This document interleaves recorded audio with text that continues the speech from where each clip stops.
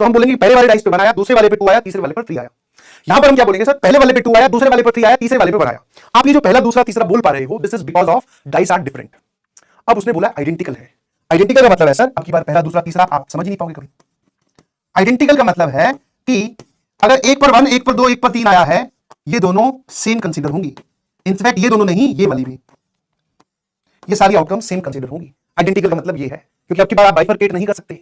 जिस चीज को लेकर आप बाइफरकेशन कर रहे थे कि यहां 1, यहां 2, यहां 3, वो बात तो उसने डिलीट कर दी। वो बोला आइडेंटिकल है, आपको पता नहीं। आइडेंटिकल मतलब ये होता है ना, जब आपको पता ही ना चले कि कौन 1 है, कौन 2 है, कौन 3। एसएमजी लिखकर भेजना प्लीज, ये कहानी है। बोलो, अब की बार मजा इसलिए आएगा बिकॉज आपको पहले टोटल आउटकम्स भी गिननी होंगी। आइडेंटिकल वर्ड, जैसे आप यहां पर अगर ये सवाल होता है ना डिस्टिंक्ट, इसको आइडेंटिकल डालो, यहां पे लिख दो डिस्टिंक्ट, तब आपका ये जवाब एकदम सही है, कोई दिक्कत वाली बात नहीं है। आइडेंटिकल ऐसे सारे एक जैसे हैं, आप इन दोनों में बाइफरकेशन नहीं कर सकते।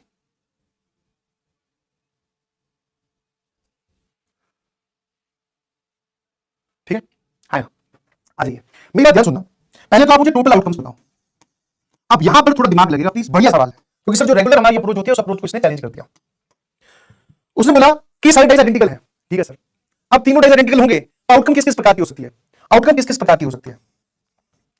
ऑल नंबर्स आर डिस्टिंक्ट, जैसे तीनों नंबर अलग लगाए, कौन सा किस पे आ रहा है वो बात तो खत्म ही होगी, तीनों नंबर अलग लगाए। फिर आप बोल सकते हो टू अलाइक, मतलब दो नंबर एक जैसे हो प्लस एक डिफरेंट हो, जैसे इस प्रकार का, इस पर 2 आया, इस पे 2 आया, ये 3 आया, ये प्रकार का। Plus all same, all alike बोल दो, ऑल सेम। ऐसे तो 6 आउटकम्स होंगी कि तीनों पर 1 आ जाए, तीनों पर 2 आ जाए, तीनों पर 3, तीनों पर 4, है ना? ऐसे अगले में 6 आ जाएंगे। ठीक है, मुझे ये बताओ कि तीनों पर डिस्टिंक्ट नंबर आए, तो अब की बार अरेंजमेंट नहीं करना, सिर्फ सिलेक्शन करके छोड़ दो। समझने वाली बात है। इसमें आप लिखोगे 6 में से कोई भी 3 नंबर सेलेक्ट कर लो, वो हम यहां दिखेंगे। अरेंज तो करना ही नहीं है, 1 2 3 2 1 3 3 1 2 सारे एक जैसे हैं, बस वो 3 नंबर चाहिए जो आपको यहां देखने हैं। बहुत बढ़िया। 2 अलाइक 1 डिफरेंट, 2 एक जैसे और एक अलग, तो बटे में वापस यहां पर 3 सेलेक्ट कर लो। एक बात बता भाई, इन तीनों डाइस पे अगर तुझे 2 2 3 देखना है, 3 2 2 देखना है, ये दोनों चीजें सेम होंगी। और भी बोल सकता हूं 3 2 2 वो भी सेम होगी, पर आपको नंबर कितने दिख रहे हैं? 2 ही नंबर तो दिख रहे हैं, 1 2 और 1 3। ध्यान सुनना, इन 6 में से पहले वो 2 नंबर सेलेक्ट करो जो आपको यहां देखने हैं। अब उन 2 में से भी वो सेलेक्ट करो जिसको आप रिपीट करोगे। मान लो आप इन 6 में से 2 और 3 मेरे पास ले आए, तो 2 और 3 के 2 सेट बनाए जा सकते हैं, या तो 2 2 3 या 2 3 3, है ना? ये रिपीट कौन करेगा? तो समझना जरा, 62 into 2 7 क्यों किया कि 6 में से पहले तो 2 नंबर उठा लाए, उन दोनों में से भी रिपीट कौन करेगा? समझे? तो टोटल मेरे ख्याल से आपको समझ में आता है सर। 63 होता है मेरे ख्याल से, दिस इज 15, है ना? 6 5 4 20 होता है शायद, हाँ 20 होता है भाई। 62 होता है सर, 15 15 into 2 सर, ये 30 होता है। और सर ये हो गया 6, टोटल आउटकम 30 20 50 और 6 56। अब मैं यहां पर आपसे रिक्वायर्ड प्रोबेबिलिटी लिख रहा हूं, दैट इज 6/56, जिसको आप बोलोगे 3/28। हाँ, आपको भी बात समझना पड़ेगा कि आइडेंटिकल शब्द बोलते ही खेल में इतना बड़ा परिवर्तन कैसे हो गया। आपकी बात बोल रही है सारे सेम आने चाहिए, डिवाइडेड बाय टोटल। टोटल में 3 फैक्टोरियल से डिवाइड नहीं कर सकते। 3 फैक्टोरियल से डिवाइड तब करते जब सारी आउटकम्स अलग अलग होती। तुमने सारी आउटकम्स को 3 फैक्टोरियल से डिवाइड कर दिया, उसमें कुछ आउटकम्स ऐसी भी थी ना जो 2 2 1 टाइप की थी। ये जो आपने टोटल 216 गिना है, इसमें सारी डिफरेंट थोड़ी है, कुछ आउटकम्स तो वो भी थी 2 2 6 टाइप की। तो उनकी अरेंजमेंट तो 3 है, आप उनको 6 से क्यों डिवाइड कर रहे हो? क्या मेरी बात समझ में? एसएमजे या फिर सीएलआर लिखकर भेजिएगा प्लीज। आ जाइए और चलते हैं आगे। क्या मेरी बात समझ में? एसएमजे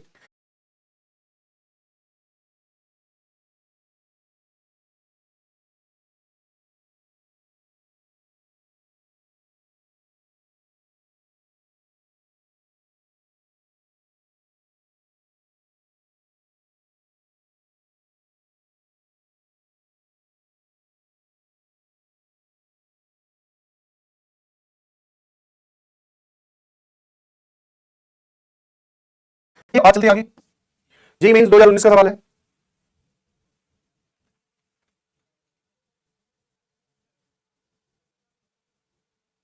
टू सी वन क्यों किया बेटा? तुझे अगर 3 डाइस पे इस प्रकार के नंबर देखने हैं तो तुझे यहां पर टोटल नंबर कितने यूज हो रहे हैं? सर 2 और 1 ही तो यूज हो रहे हैं, 2 रिपीट करवा रहे हो आप।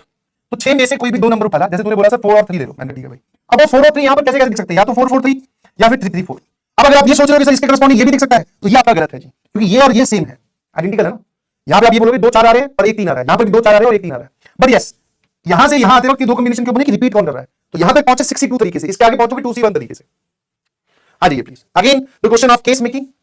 इसमें मैं फिर से आपके लिए पोल कंडक्ट करवाना चाहूंगा, और केस मेकिंग के जितने भी सवाल आए आपके सामने प्लीज उनको सीरियसली लीजिएगा। बहुत जोरदार तरीके से आपको उनको सीरियसली लेते हुए चलना है, क्योंकि इसमें केस खुद काउंट करने पड़ते हैं। हाँ, क्या बोल रहा है? एक सेट है जिसमें 1 से लेकर 20 लोग हैं, या 20 1 से लेकर 20 तक नंबर है। If subset B of S is said to be nice, उसको हम नाइस मतलब अच्छा तब कहेंगे if sum of the elements of set B is 203, the probability that the randomly chosen subset of S is nice. मतलब उसने क्या किया, इसके बहुत सारे सबसेट बनाए, उसमें से हम किसी भी सबसेट को नाइस तब कहेंगे जब उसके एलिमेंट का जो सम है वो कितना आ जाए 203। मतलब आप किन चीजों को सिलेक्ट कर रहे हो, एलिमेंट सेलेक्ट कर रहे हो, इसके सबसेट सेलेक्ट कर रहे हो। सर हम इसके सबसेट सेलेक्ट कर रहे हैं, तो पहले तो मैंने पूछा टोटल सबसेट्स कितने हैं। तो अगर इसमें 20 एलिमेंट्स है तो ऑब्वियसली इसमें टोटल सबसेट्स हो जाएंगे 2 की पावर 20। इन 2 की पावर 20 में से आपने रैंडमली किसी भी एक को सेलेक्ट किया। अब वो नाइस है कि नहीं, हमें उस बात की प्रोबेबिलिटी जाननी है। 2 की पावर 20 सबसेट्स है, उनमें से कोई भी उठाओगे वो इक्वली लाइकली है, ठीक है ना। अब इसमें से नाइस है कि नहीं उसके लिए क्या देखना है, उसके लिए हमें देखना है कि उसके एलिमेंट्स का सम कितना आना चाहिए, 203। तो जैसे अब हमारे यहां जो लिखा हूं दिस इज अवर फेवरेबल वाले, ठीक है। होना क्या चाहिए, इसमें जितने भी एलिमेंट आप लोगे इन सबका सम आना चाहिए 203, है ना। और ये एलिमेंट्स कहां से लाकर रखे आपने, सर इस सेट में से यहां लाकर रखे। क्या मेरी बात समझ में आती है ना। अब ऐसे में गिनने के ऐसे कितने सेट होंगे, तो इसमें सोचने वाली बात ये है कि आप ये मत गिन लोगे कि कितने नंबर्स का सम 203 आएगा। पहले आप यहीं पर ही टोटल 20 एलिमेंट्स है, इन सबका सम बताना जरा, 1 से लेकर 20 तक का सम कितना होता है। सर ये सम आ जाएगा 20 इंटू 21/2, तो ये सम आ रहा है सर 210। मतलब अगर आप 20 के 20 एलिमेंट्स को ले लेते हो, ऑब्वियसली सारे एलिमेंट्स आप ला सकते हो, बिकॉज तब जो सेट बनेगा वो बोलने को तो ये खुद ही होगा, बट खुद भी खुद का सबसेट होता है। तो इनिशियली सारे एलिमेंट्स का सम आ रहा है 210। तो आप इस बात को सोचने की बजाय कि इनमें से किस किस को लेंगे सम 203 आए, आप ऐसा सोचो कि किसको यहां छोड़ दे कि सम यहां पे 203 बन जाए। जिसको भी छोड़ोगे आप वहां पर, उसका सम इसमें से घटा देना। जैसे फॉर एग्जांपल एक सबसेट बनाओ 7 को छोड़कर, ड्रॉप 7, 7 को ड्रॉप कर दिया, मतलब एक सेट बनाओ ये वाला, इसमें 1 2 3 4 5 6 7 को छोड़ दिया, 8 करते करते 20 तक। यस, इसका जो सम है वो 203 आ रहा है, चेक कर लो। मैंने 7 को छोड़ दिया पीछे, क्योंकि सर टोटल सम 210 था, 210 में 7 घटा दो तो बाकी जो एलिमेंट्स बचे उनका सम 203 आएगा, है ना। अब आप ये सोचते हो कि किस किस को ड्रॉप करें और कितने एलिमेंट्स ड्रॉप कर सकते हैं, एक ही छोड़ सकते हैं, नहीं, 2 छोड़ दो, 3 छोड़ दो, 4 छोड़ दो, बट जितने भी एलिमेंट्स को आप पीछे छोड़ के जाओ उनका टोटल सम 7 होना चाहिए। इसके हिसाब से काउंटिंग कीजिए। तो एक एलिमेंट को ड्रॉप करने वाला सिर्फ एक ही केस है। अब दो एलिमेंट की बात करते हैं। ऐसे कितने एलिमेंट्स होते हैं जिनके दो में सम 7 आए, तो सर ये लो 1 और 6, फिर 2 and 5 एंड 3 and 4। एक और 6 को ड्रॉप कर दो, मतलब इस केस में जो आप सबसेट बना रहे हो उसमें आप किस को लेके गए, एक और 6 को छोड़ गए, तो 2 3 4 5 7 8 करते करते 20 तक, इसका सम भी 203 आएगा। जहां पे मैं लिखा हूं ड्रॉप 1 and 6, उसका मतलब ये है भाई, है ना। और बताओ सर 2 5 को छोड़ दो, 3 4 को छोड़ दो, और भी तरीका हो सकता है। सर दो वाले इतने केस होंगे, एक वाला ये केस होगा। 3 वाला, क्या हम 3 एलिमेंट्स को ड्रॉप करके सम 203 बना सकते हैं, आंसर सर यस। 1 को ड्रॉप कर दो, 2 को ड्रॉप कर दो, 4 को ड्रॉप कर दो, मतलब सर आप बोलोगे दैट इज 1 छोड़ दिया, 2 छोड़ दिया, तो यहां पे पहला एलिमेंट आएगा 3, फिर 5 6 7 8 करते करते 20 तक, इसका सम भी 203 है ना। अब 3 के अलावा आप और कोई सेट बना नहीं सकते, क्योंकि सबसे छोटे 3 नंबर्स का सम यही होता है, मतलब सबसे छोटे 3 नंबर जिनका सम 7 आए वो यही है। 2 और 3 अगर आपने ले लिया, बोलते हो इसमें 2 2 3 वाला केस काउंट कर लो। अरे भाई 2 2 3 का मतलब हो गया तुम 2 2 को पीछे छोड़ के जाना चाह रहे हो, उसमें एक ही 2 है, 2 2 है कहां, समझो जरा ध्यान से। और फिर इसके अलावा कोई केस हो नहीं सकता, 4 नंबर्स का कोई केस हो सकता है, 4 लोगों को ड्रॉप करें उनका सम 7 आए तो नहीं, क्योंकि सबसे छोटे 4 नंबर्स का सम जो है वो कितना होता है, 1 + 2 + 3 + 4, ये 10 होता है जी। तो 4 नंबर सबसे छोटे को भी अगर छोड़ोगे तो सम 10 आएगा, हमें 7 चाहिए। मेरे ख्याल से बात बन गई है। अब मैं आरपी लिख रहा हूं, दैट इज रिक्वायर्ड प्रोबेबिलिटी, और हर एक सेट जो आप ये बना रहे हो जो कि सेट एस का सबसेट है वो इक्वली लाइकली है। फेवरेबल कितने आए, 3 2 5, 5/2 की पावर 20। तो इतने सबसेट्स हैं उनमें से ये 5 हमारे फेवर में है, तो final answer is option D is the correct answer. कैसा लगा, अरे बोलो, बोलते नहीं हो कुछ भी भाई तुम। ओ भाई वेरी गुड, बढ़िया, 50% जनता लगभग पहुंची ऑप्शन डी तक। ऐसे मुझे लिखकर भेजना, बहुत बढ़िया। और सवाल कीजिए। हाँ, अभी जो हम क्वेश्चंस कर रहे हैं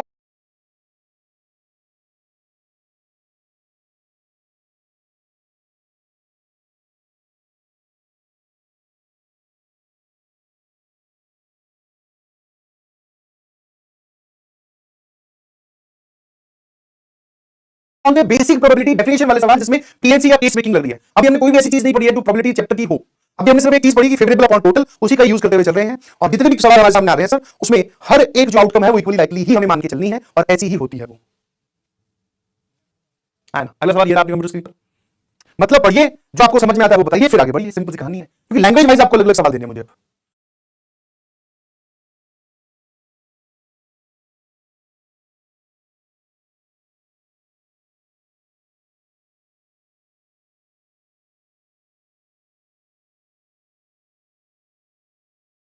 Something that you are dying to try but haven't tried yet? Ooh, I really want to try kite surfing. Of course you do. Well, I want to say my mom told me when I was really young to fall in love with as many things as possible.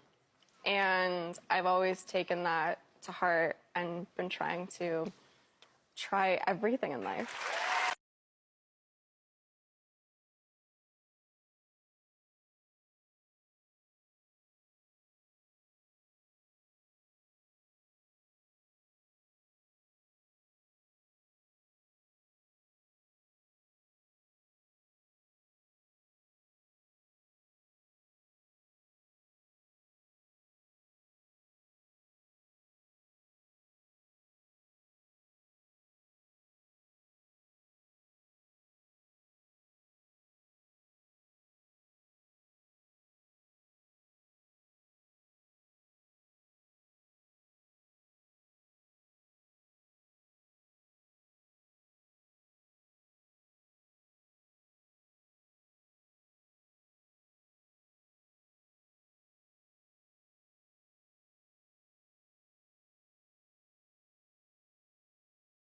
हम लोग आज पढ़ने वाले हैं permutation.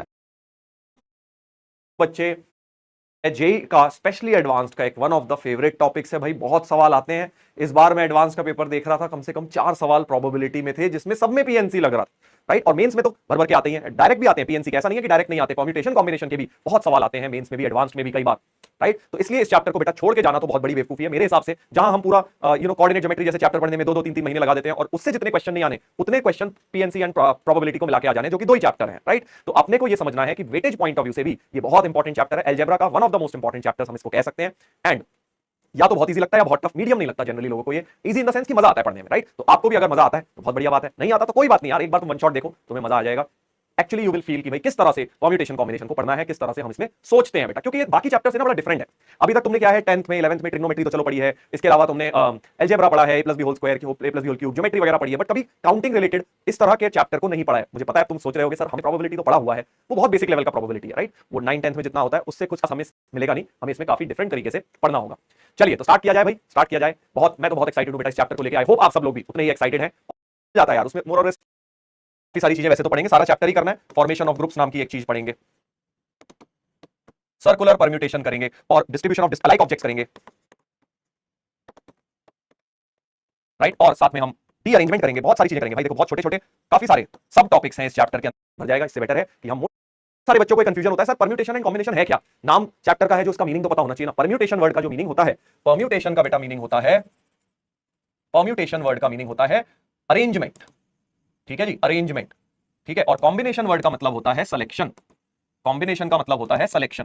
तो अगर मैं छोटी सी बात करूं, मान लो वर्ल्ड कप आ रहा है भाई, अभी है इंडिया की टीम अभी सेलेक्ट होने वाली है, तो वो क्या होने वाला है, वो सेलेक्ट होने वाली है, यानी सिलेक्शन होने वाला है, यानी वो कॉम्बिनेशन है। मतलब क्या है कि भाई किसी का मर्जी नाम जिस मर्जी ऑर्डर में लिखा हो, इट डजंट मैटर, ठीक है। कॉम्बिनेशन में क्या होता है, ऑर्डर इज नॉट इंपॉर्टेंट, क्योंकि किसका नाम पहले लिखा है किसका लास्ट में फर्क पड़ता है। एज लॉन्ग एज वो टीम का पार्ट है तो भाई वो तो सेलेक्ट हो गया वर्ल्ड कप के लिए, राइट। तो इट डजंट मैटर पहले किसका नाम लिखा, दूसरे नंबर पे, तीसरे पे, चौथे पे, इट डजंट मैटर। सिलेक्शन में व्हाट मैटर्स इज कि कौन कौन आया। जैसे मान लीजिए मैंने 4 लेटर सेलेक्ट किए, 1 2 3 5, 4 नंबर सेलेक्ट कर लिए, ठीक है। अब मैं 1 2 3 5 को चाहे सेलेक्ट मैंने करे तो 5 2 3 1 भी लिख सकता था, है ना, 2 3 5 1 भी लिख सकता था, क्या फर्क पड़ता है, क्योंकि अल्टीमेटली सेलेक्ट किया है तो जिस मर्जी ऑर्डर में लिखूं। तो सिलेक्शन में ये सारे बेटा या कॉम्बिनेशन में सारे के सारे क्या माने जाएंगे, सेम माने जाएंगे सर, सेम माने जाएंगे। बट अरेंजमेंट या परम्यूटेशन में ये अलग माने जाएंगे। 1 2 3 5 जो लिखा है या 2 3 5 1 ये अलग नंबर बन गया। अगर मान लो मैं बोलूं नंबर्स बनाओ, नंबर बनाने का मतलब क्या हो जाएगा, परम्यूटेशन, क्योंकि 1 2 3 5 लिखूं या 2 3 5 1 या 5 3 2 1 ये सब डिफरेंट डिफरेंट नंबर्स होते हैं, ठीक है। तो नंबर बनाना, वर्ड बनाना, अब मान लो एबीसी दे दिया तो एबीसी वर्ड बना या बीएसी वर्ड बना या सीएबी वर्ड बना, तो ये सब क्या होने वाले हैं, परम्यूटेशन। बहुत सारे बच्चों को मैंने देखा है कि सर हमें कैसे पता कब परम्यूटेशन लगाना है कब कॉम्बिनेशन लगाना है।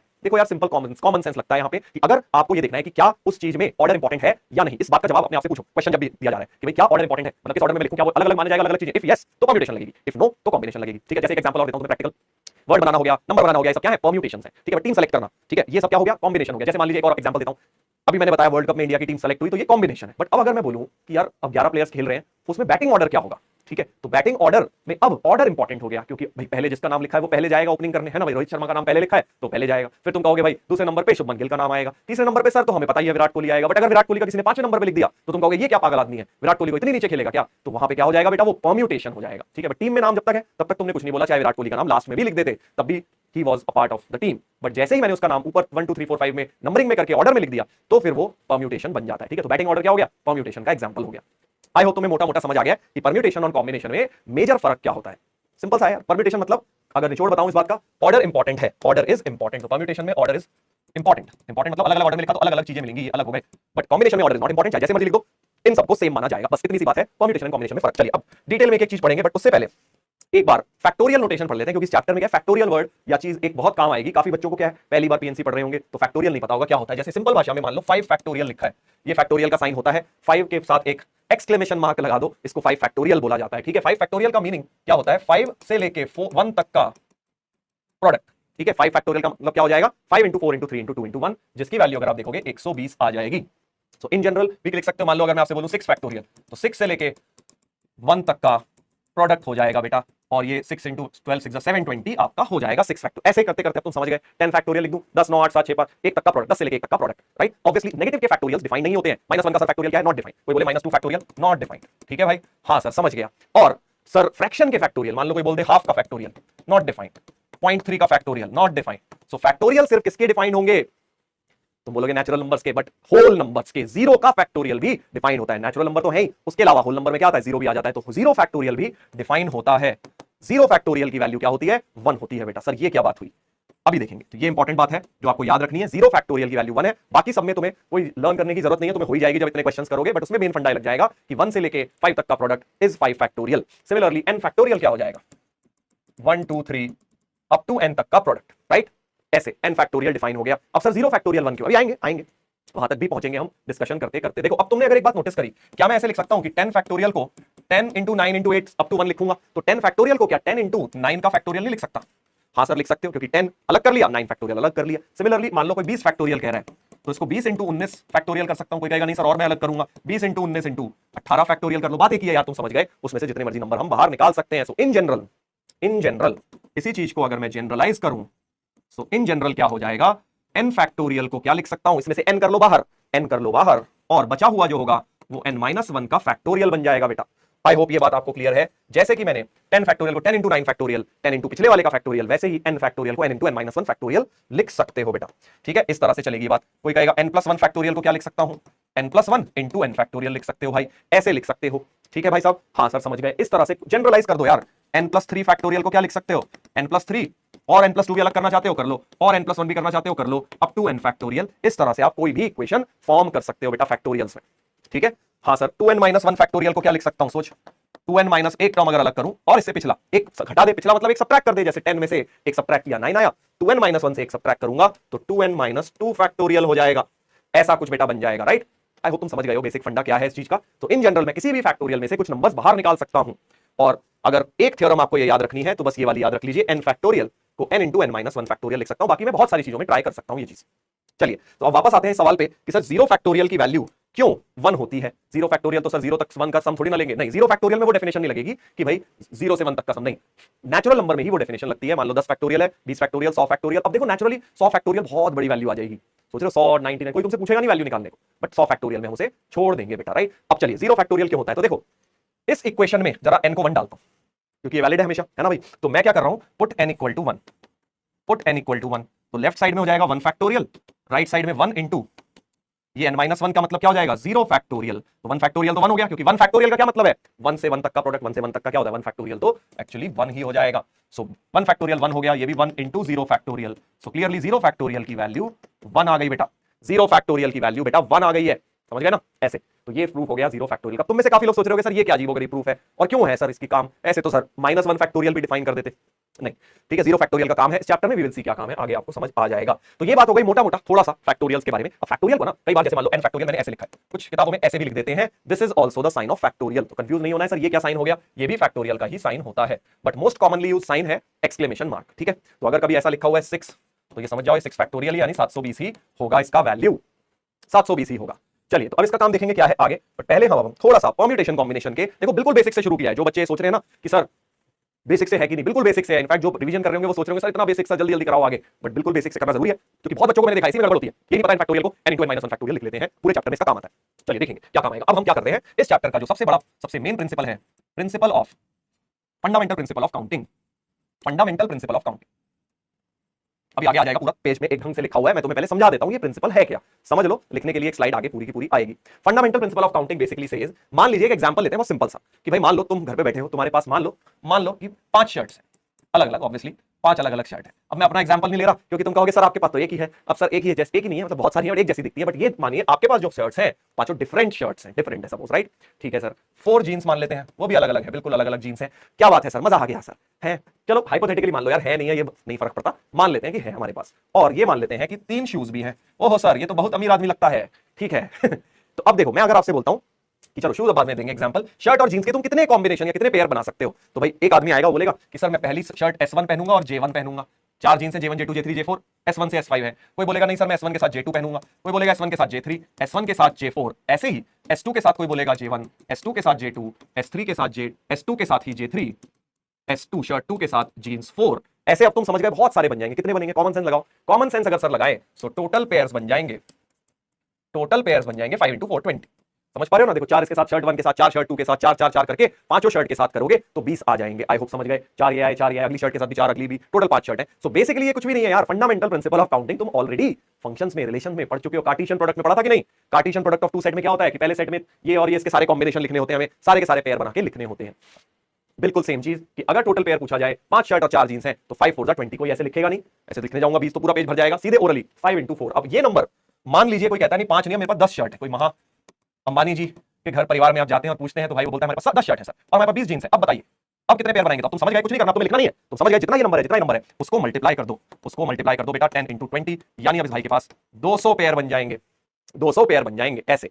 तो ये होता है आपका एक तरह से जो कार्टेशियन प्रोडक्ट में चलता है। This is called fundamental principle of counting कि अगर एक इवेंट करने के m तरीके हैं, इवेंट क्या? Shirt selection was an event, m तरीके हैं, और दूसरा इवेंट करने के n तरीके हैं। दूसरा इवेंट क्या था? जीन्स सेलेक्ट करना। So total number of ways in which simultaneously मैं दोनों इवेंट करा दूं। साइमल्टेनियस मतलब एक साथ दोनों इवेंट, ध्यान से सुनना भाई, एक साथ दोनों इवेंट करा दूं मतलब शर्ट भी सेलेक्ट कर लूं और जीन्स भी सेलेक्ट कर लूं। मैं एक शर्ट सेलेक्ट करूं और एक जीन्स सेलेक्ट करूं तो कितने तरीके हो गए सर? कितने तरीके हो गए? इन दोनों को मल्टीप्लाई करना है, बस ये है फंडामेंटल प्रिंसिपल ऑफ काउंटिंग। तो इसी को मैंने आपके लिए नोट्स में लिख दिया है प्यारी प्यारी सी लैंग्वेज में। देखिए total number of ways of occurrence of event A is m। कोई इवेंट है, कोई भी हो सकता है वो। यहां पर क्या था? शर्ट सेलेक्ट करना। हो सकता है कुछ भी हो कि भाई पहला वर्ड बनाना तो डिजिट सेलेक्ट करना, बहुत तरीके हो सकते हैं, देखेंगे क्वेश्चन में m ways and number of ways of occurrence of event b is n। Then total number of ways of simultaneous occurrence of both the events is m × n। m और n बस multiply हो जाने और कुछ भी नहीं होना, ठीक है? जैसे शर्ट और जीन्स के नंबर ऑफ पेयर्स के लिए शर्ट का नंबर और जीन्स का नंबर मल्टीप्लाई हो गया था, बिल्कुल वैसे ही। अब ये जरूरी नहीं है दो इवेंट्स के लिए हो, जितने मर्जी इवेंट्स हो। अब तुमने जनरली कार्टेशियन प्रोडक्ट जो है दो सेट में ही पढ़ा था, है ना भाई, पहले वर्सेस सेकंड का कार्टेशियन प्रोडक्ट। बट मैं कह रहा हूं फंडामेंटल प्रिंसिपल ऑफ काउंटिंग जितने मर्जी इवेंट्स के लिए लग सकता है। मतलब क्या है सर? मतलब ये है कि मान लेते हैं इस एग्जांपल में मेरे पास 2 शूज भी हैं, ठीक है? एक नया एग्जांपल ले लेता हूं कि मेरे पास 5 शर्ट्स हैं, 4 जीन्स हैं और 2 शूज हैं। अब मैं तुम्हें कहता हूं कि भाई अब तुम कितने बना सकते हो इनके कॉम्बिनेशन, शर्ट डेनिम और शूज के साथ टोटल कितने पेयर्स तुम बना सकते हो? तो समझ गए तुम। S1 J1 के साथ शू बना जाएगा, SH बोल देता हूं SH1। फिर इसी के साथ एक बार SH1 आएगा, एक बार SH2 भी आ जाएगा, समझ गए? तो हर एक के साथ 2 2 और आ जाएंगे, यानी जो नंबर हो रहा है इसके साथ भी 2 आ जाएंगे, समझ गए? शू 1 शू 2, इसके साथ भी 2 शू 1 शू 2, ऐसे सबके साथ बन जाएंगे। तो 2 और मल्टीप्लाई हो जाएगा बेसिकली इसमें। तो 20 के साथ 2 और, बेसिकली अब 3 में क्या हो गया? ये तीनों चीजें आपस में मल्टीप्लाई हो जाएंगी 5 × 4 × 2। सो कुछ नहीं करना अभी तक जो मैंने तुम्हें बताया, इसमें कुछ याद नहीं रखना, तुम्हें सिर्फ इतना याद रखना है कि अगर साइमल्टेनियसली अगर करना है कितने मर्जी इवेंट हो, पहला इवेंट 5 में, दूसरा 4, तीसरा 2, सबको मल्टीप्लाई कर लो, साइमल्टेनियसली तीनों चीजें अकर हो जाएंगी, यानी शर्ट भी सिलेक्ट हो जाएगी, जींस भी और शूज भी। ये इन जनरल हर चीज के लिए ट्रू है कि total number of ways in which, ये देखो पहला इवेंट m वेज, दूसरा इवेंट n वेज, तीसरा इवेंट p वेज, तो साइमल्टेनियसली m n p। अब तुम समझ गए यार, 3 में क्या, 4 में, 5 में, 1000 में, जितने इवेंट्स हैं सब में ये बात वैलिड होती है। 2-3 का एग्जांपल दे दिया मैंने। मान लो कोई आए, कोई मुझे टाई भी सिलेक्ट करो, भाई टाई को भी मल्टीप्लाई कर लियो, ऐसे ऐसे, राइट? चलिए अब इसमें एक छोटा सा एग्जांपल तुम्हें देता हूं। तुम सोच रहे हो कि सर कोई और एग्जांपल में बताओ जरा, शर्ट जींस में तो हम समझ गए। देख मान ले अगर मैं तुमसे बोलूं कि यार एक बात बताओ कि अगर मेरे को एटीएम पिन बनाना है, ठीक है? तुम में से बहुत लोग एटीएम यूज करते होगे, कार्ड 4 डिजिट एटीएम पिन बनाना है, तो मैं कितने तरीके से बना सकता हूं? कितने तरीके से 4 डिजिट एटीएम पिन मैं बना सकता हूं?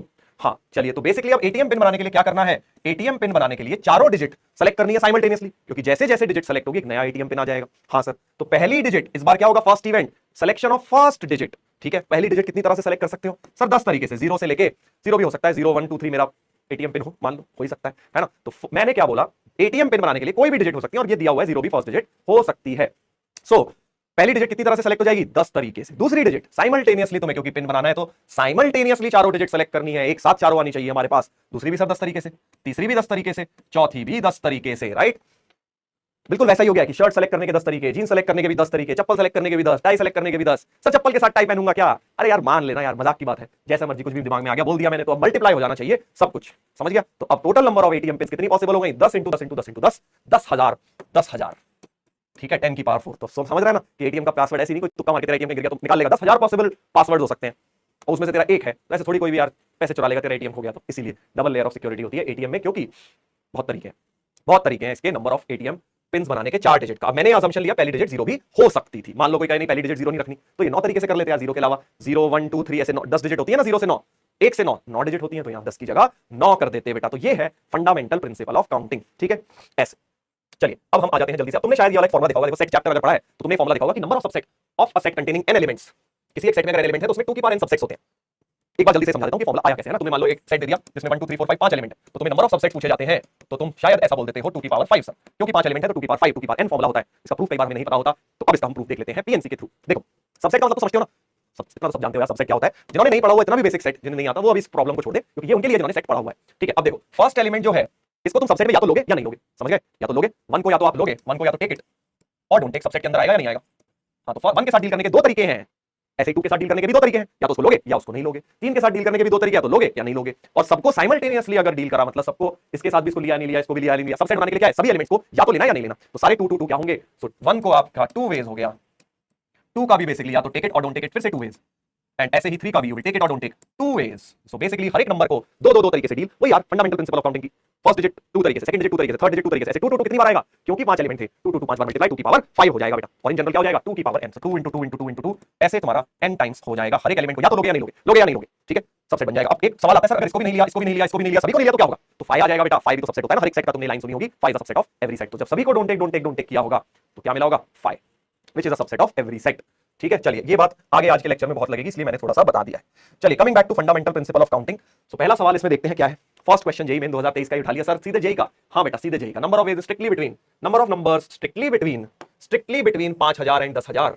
समझ रहे हो भाई, स्ट्रिक्टली बिटवीन, बिटवीन मतलब अंदर ही रहने चाहिए, कोने वाले नहीं चाहिए सर हमें। 5000 ओपन ब्रैकेट एक तरह से, 5000 और 10000 के बीच में, यानी सर 9999 तक ही रह सकता है, यानी 4 डिजिट नंबर ही बनेगा। 5000 से बड़ा और 10000 से छोटा 4 डिजिट नंबर ही बनेगा। वो एटीएम के सवाल जैसा हो गया, तो 4 डब्बे बना दो, 4 डब्बे बना दिए सर, 4 डिजिट का नंबर बनेगा, बट हमें चाहिए उसे 5000 से बड़ा। और डिजिट यूज इस बार यही करनी है, देख रहा है कितना सिंपल सवाल है, डिजिट यूज करनी है यही वाली। तो एक बार पॉज करके ट्राई कर, बहुत इजीली तुझसे हो जाएगा। डिजिट यूज करनी है 13579। तो पहली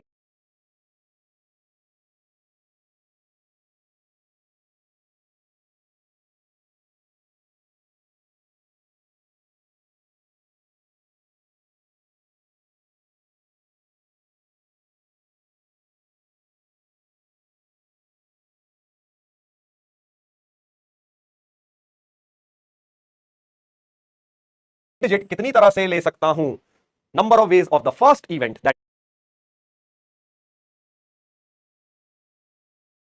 is selecting first digit is, sir 5 तरीके नहीं बेटा, 5000 से बड़ा बनाना है ना, तो 5 7 या 9 ही पहली डिजिट हो सकती है। 5 7 या 9 ही, सर 5 कैसे हो जाएगी, अरे बेटा 5 मान ले 5136 आ गया, 5139 आ गया, ठीक है, तो ये भी तो 5000 से बड़ा नंबर है ना, तो पहली डिजिट 5 हो सकती है, या तो 5 या 7 या 9, 3 ways. So first digit select करने के कितने तरीके हो गए, 3 वेज हो गए बेटा।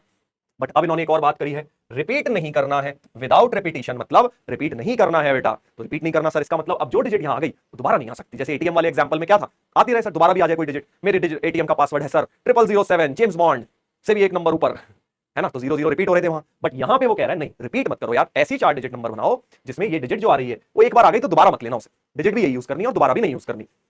ठीक है, ठीक है सर। तो अब मान ले यहाँ क्या आया होगा, कुछ भी आया होगा, मान लो यहाँ पे 5 7 9 में से कुछ भी लिख दिया, मान लो 9 लिख दिया, कोई भी एक तो आया होगा ना, वो अब दोबारा यूज नहीं करना। यानी सेकंड डिजिट अब कितनी तरीके से सेलेक्ट होगी, बस यही वाली चीज है फर्क। शर्ट और जींस में क्या था, शर्ट अपनी अलग थी, जींस अपनी अलग थी, यहां पे डिजिट वही है, बार बार उन्हीं में से सेलेक्ट करना है। एक डिजिट अगर 9 आ गई, अब 9 दोबारा नहीं आएगी, यानी दूसरी डिजिट 1357 4 वेज से सेलेक्ट होगी, क्योंकि 1 और 3 तो अब आ सकते हैं। मान ले यहां पे 1 आ गया, अब क्या होगा, अगली वाली सर 3 वेज से होगी, क्योंकि 9 और 1 दोनों अब यूज नहीं हो सकते, ये 3 होंगे। अगला वाला फिर 2 वेज से, समझ गया, ये 3 जो यूज हो गए वो यूज नहीं हो सकते। और नंबर बनाने के लिए सबको साइमल्टेनियसली सेलेक्ट करना है, फंडामेंटल प्रिंसिपल से सबको मल्टीप्लाई कर दूंगा, तो फाइनल आंसर क्या हो जाएगा, so total numbers 3 into 4 into 3 into 2 12 into 6 72। देख रहा है क्या हलवा सवाल आया भाई जेईई में, मतलब एनसीईआरटी भी शर्मा जाए ऐसा क्वेश्चन जेईई में पूछा था इस साल। ऐसे आते हैं इस चैप्टर में बेसिकली, क्योंकि कई लोगों को यही बहुत टफ लगते हैं। तो अगर तुम ध्यान से समझोगे, क्योंकि वो जेईई लेते हैं, number of integers greater than 7000 that can be formed using the digits this. अब बड़े मजेदार क्वेश्चन है, देख इस बार इसने क्या बोला, 7000 से बड़े। पिछली बार बोला था 5000 से बड़े, 10000 से छोटे, दोनों तरफ बाउंड्री दे दी थी। इस बार दोनों तरफ बाउंड्री नहीं दी है, 7000 से बस बड़े कह रहे हैं। तो अब ध्यान से जो समझदार लोग हैं वो ये देख चुके हैं सर डिजिट तो 5 है, तो 7000 तो 4 डिजिट नंबर है,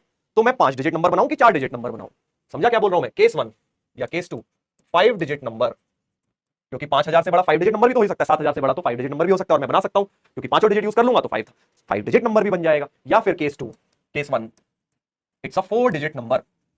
ये ही बस इसमें छोटी सी ट्रिक है कि क्या ये डिजिट जो नंबर बना रहा हूं मैं 4 डिजिट है कि 5 डिजिट है। 4 डिजिट है तो 4 बॉक्स बना ले, 5 डिजिट है तो बेटा 5 बॉक्स बना लो। ठीक है भाई, ऐसे ऐसे, क्योंकि ये समझना है 7000 से बड़ा है, अपर बाउंड कुछ दी नहीं है, पिछली बार अपर बाउंड भी दी थी तो मैं समझ गया कि भाई जो नंबर है वो 4 डिजिट का ही बनेगा। इस बार अपर बाउंड तो दी नहीं है, तो मैंने क्या सोचा कि भाई 4 का भी हो सकता है, 5 का भी हो सकता है, क्योंकि डिजिट 5 है। 4 होती तो बात अलग थी, बट डिजिट भी इसने 5 दे दी, 6 दे देता तो 6 डिजिट भी बना लेता भाई, एक केस और बना लेता, राइट। चलिए 4 डिजिट नंबर बनाना है 7000 से बड़ा, तो पहला डिजिट 7 या 8 दो वेज से, पहला डिजिट बेटा 2 वेज से, या तो 7 या 8, मान ले तूने 8 लिखा है तो अब 8 दोबारा नहीं आएगा विदाउट रिपीटिशन। अगला डिजिट 4 तरीके से, समझ गया, अगला 3, अगला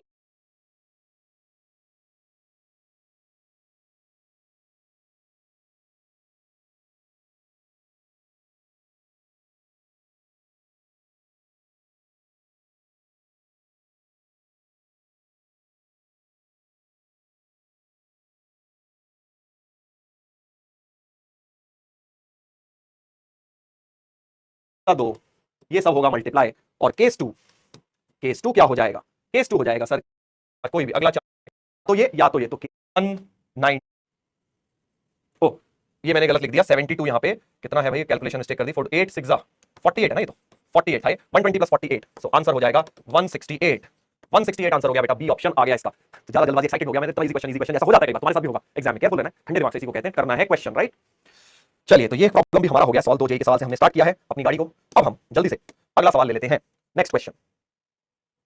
तो नेक्स्ट क्वेश्चन क्या कह रहा है, बहुत मजेदार सवाल है। अब देखो थोड़ा थोड़ा मैं इसके अंदर चीजें ऐड करते जा रहा हूं। Number of 5 digit integers divisible by 3, number of 5 digit integers divisible by 3, but divisible by 3 तो देख भाई डिविजिबिलिटी टेस्ट तुझे आने चाहिए, किस किस का, जो लिख रहा हूं उसी के आने चाहिए, 2 का, 3 का, 4 का, 5 6 8 9 11, इन सबके डिविजिबिलिटी टेस्ट अच्छी तरह से बेटा लर्न करने हैं, ठीक है। सर 7 का ना करूं सर, मत कर भाई, नहीं पूछता जी, आज तक नहीं पूछा इतने सालों में 7 के ऊपर, सर आगे भी नहीं पूछेगा, नहीं पूछेगा, बड़ा ऊट पटांग सा होता है उसका। इन सबका भी लर्न है तो बहुत है बेटा, इन सबके डिविजिबिलिटी टेस्ट आने चाहिए। सर आप ही बता दो ना, हाँ बेटा मैं तो सभी कुछ बता देता हूं, तो फिर इसको बता देता हूं 500 घंटे का लेक्चर, ठीक है। कुछ काम तो खुद भी करोगे, ये अगर लर्न है बहुत अच्छी बात है, नहीं है तो बेटा गूगल जिंदाबाद, इंटरनेट पे देख लियो, सबके बहुत इजीली मिल जाएंगे, और इनको लर्न करना है, ठीक है। सबके डिविजिबिलिटी टेस्ट लर्न करने। सर 11 का बता दो सर, है ना, तुम यही सोच रहे हो ना सर 11 का बता दो सर, बाकी तो सब आते हैं, 11 का बताऊंगा, चल किसी क्वेश्चन में यूज कर लूंगा 11 का divisibility test. Number of 5 digit integers divisible by 3 which can be formed using the digit. अब देख 5 डिजिट बनाने हैं विदाउट रिपीटिशन, और डिजिट जो है वो 6 दिए हुए हैं। मेरे दिमाग में सबसे पहली चीज आती है कि यार रिपीटिशन है या नहीं, नंबर 1, उसके अलावा कितनी डिजिट है और कितना नंबर बनाना है। डिजिट है 6, बनानी है 5, तो सर इसका मतलब मुझे 5 ही डिजिट यूज करनी है, हाँ सर, और 3 से डिविजिबल भी बनाना है। 3 का डिविजिबिलिटी टेस्ट तो सबको आता होगा ना भाई, 729 है, तो सम ऑफ डिजिट्स भी 3 से डिविजिबल होनी चाहिए। 3 का डिविजिबिलिटी टेस्ट क्या होता है कि 1 2 3 4 5, मान लो ये 5 डिजिट नंबर है, इनकी डिजिट्स का सम निकालो, 9 10 13 14 15, 15 आया, 3 से डिविजिबल है नंबर, यानी वो ओवरऑल नंबर भी 3 से डिविजिबल होगा। So if sum of digits is divisible by 3, overall number भी 3 से डिविजिबल होता है। चलो तो फिर अब इसमें सर कौन सी डिजिट छोड़ूं, एक काम करते हैं 0 छोड़ के देखते हैं। तो 1 2 3 4 5 अभी देखा 15 आता है, तो यानी एक केस तो हो गया सर, आप 0 छोड़ दो, इन 5 डिजिट को यूज करके अपना नंबर बना लो।